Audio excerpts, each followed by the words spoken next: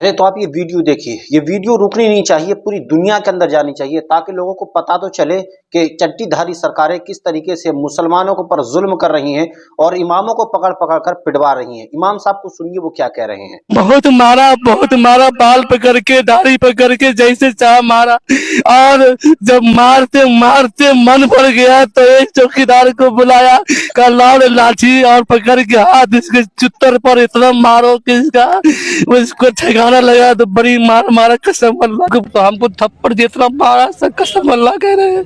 हमको अभी बहुत डर लग रहा है, जैसे लगता है कि हम कौन से देश में पैदा हो गए। और एक लाठी एक आदमी से तुड़वा दिया, बदन पर इतना मार मारा। हमको बोला तुम क्या करते हो, चोर हो? मैं चोर नहीं, मैं मस्जिद में रहता हूँ। मैं 20 साल से मस्जिदों में रहा सर। कहा कि तुम मस्जिद में रहते हो, तुम अल्लाह से दुआ मांगते हो, तुमको सब सिखा देंगे।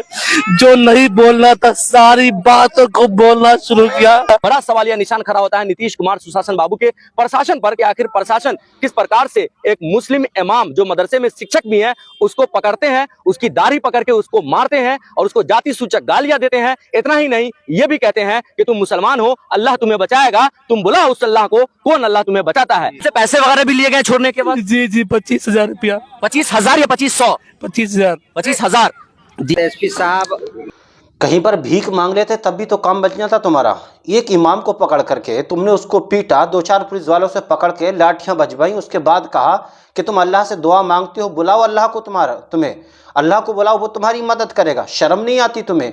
एक ओहदे पे बैठ करके जो संविधान का ओहदा लेकर के तुम अपने जिस्म के ऊपर वर्दी पहनते हो, उसके बावजूद भी तुम एक कैटेगरी के और एक कम्युनिटी के एक ऐसे शख्स को मारते हो जो कि पूरे गली मोहल्ले का नहीं बल्कि पूरे गांव का सरदार होता है, मस्जिद का इमाम है। क्या समझ रखा तुमने उसके ऊपर? अब पुलिस का बयान आता है, पुलिस क्या कह रही है पहले इसको सुनिए, उसके बाद में गुलाम रसूल बलियाबी साहब को सुनाएंगे।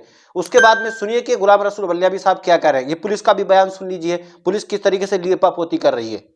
ये बेनीपट्टी थाना अंतर्गत ग्राम कटैया है, उसके एक व्यक्ति है मोहम्मद फिरोज, जिसमें पुलिस पे आरोप लगाया था कि वाहन चेकिंग के दौरान में उनके साथ मारपिटाई की गई, उन्होंने कुछ चोटें भी दिखाई थी। इस पूरे मामले को बहुत ही सीरियसली लेते हुए मेरे द्वारा डीएसपी हेडक्वार्टर के नेतृत्व में एक जांच टीम का गठन किया गया था और डीएसपी हेडक्वार्टर ने पुलिस स्टेशन में जाके सारी चीज़ों को देखा है, सीसीटीवी कैमरा जो वहाँ लगे हैं और अन्य पदाधिकारियों का बयान लिया है, जो पीड़ित व्यक्ति हैं उनका भी बयान लिया गया है, उनके परिजनों का बयान लिया गया है। उसके बाद उन्होंने अपनी जांच रिपोर्ट दी है और जांच रिपोर्ट के बाद इसमें मेरे द्वारा कार्रवाई की गई है, जिसमें कि कुल 5 लोगों को सस्पेंड किया गया है, जिसमें थाने के सह आनी मुकेश कुमार, हवलदार रंजीत कुमार, सिपाही विक्रम कुमार, चौकीदार सुरेश पासवान और चौकीदार सुरदीप मंडल, इन 5 को सस्पेंड करके तत्काल प्रभाव से लाइन क्लोज किया गया है और इन पर विभागीय कार्रवाई चालू करने के मेरे द्वारा आदेश दिया गया है। इसके अलावा जो वहाँ परिचमान डीएसपी हैं उनको भी वहाँ से स्थानांतरित करते हुए मेरे द्वारा पुलिस हेड को यहाँ पे पुलिस अधीक्षक कार्यालय में अटैच किया गया है और वहाँ पे जल्द ही नए थानाधीश की नियुक्ति की जाएगी।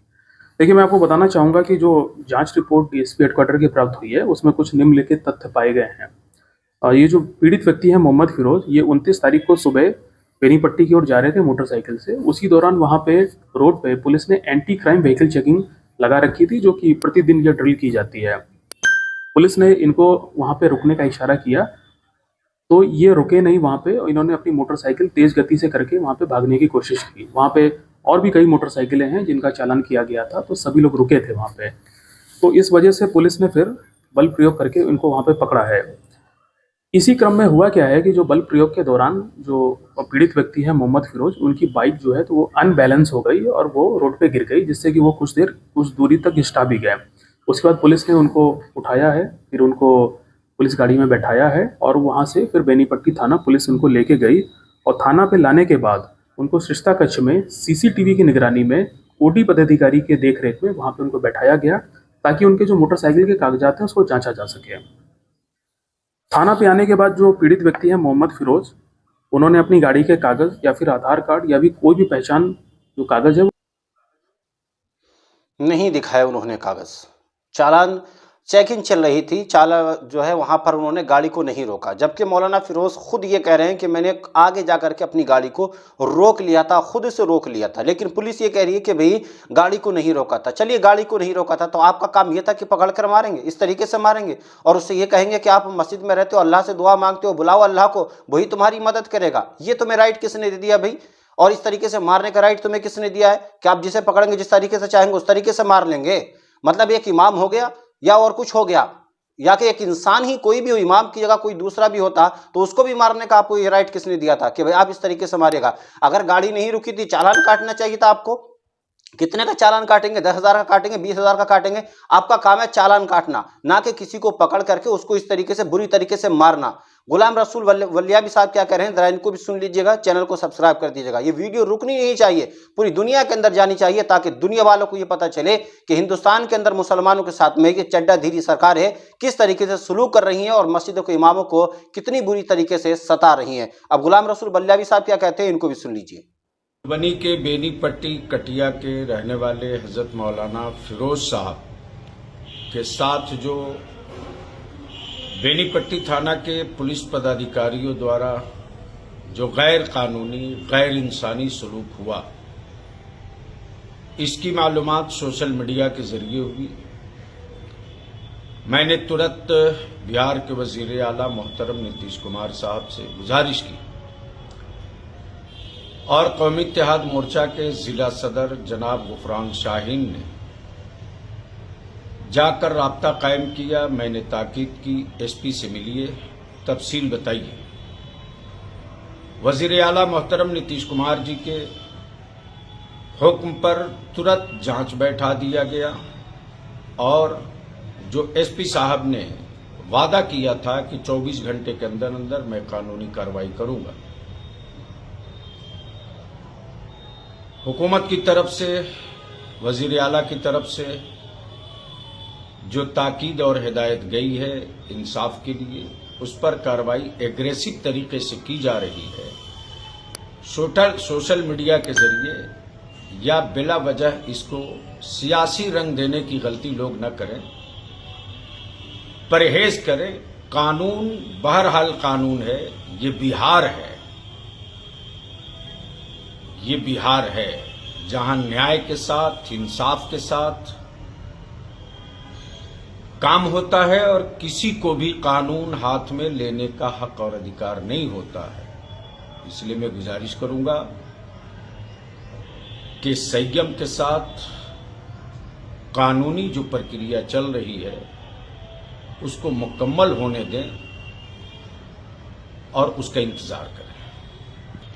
मौलाना फिरोज पर जुल्म करने वालों में जो भी पुलिस पदाधिकारी मुलविस हैं, शामिल हैं, उन पर सख्त कानूनी कार्रवाई का निर्देश वजीर आला की तरफ से जा चुका है। मैं उम्मीद करता हूं कि देर अंदेर उसका नतीजा भी आएगा। मौलाना साहब किस आप प्रोसेस की बात कर रहे हैं? ये घटना परसों की थी, 3 दिन गुजर गए जिसपे कल आज जो है पुलिस ने एक्शन लिया है, जिसमें पुलिस ये कह रही है कि हमने 5 लोगों को सस्पेंड कर दिया।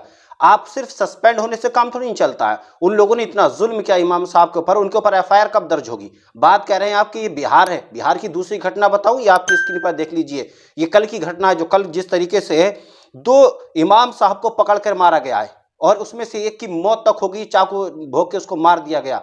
सिर्फ इतना ही नहीं, जबकि उसके साथ में जो दूसरा शख्स था वो भी अधमरा है, इस वक्त अस्पताल में एडमिट है।